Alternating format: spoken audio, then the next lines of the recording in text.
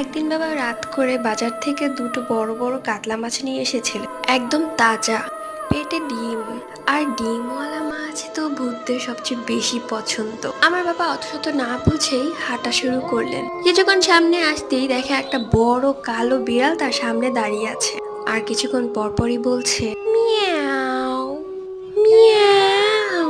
নির্জন রাত, চারিদিকে ঘুটঘুটে অন্ধকার, তার মধ্যে মাছ নিয়ে আবার সামনে বিড়াল, তাও আবার কালো বিড়াল। আমার বাবা দুটো ঢোক গিলে সামনে হাঁটা শুরু করলেন। কিছুক্ষণ পর বাবা লক্ষ্য করলো কালো বিড়ালটা তার পিছু পিছু আসছে।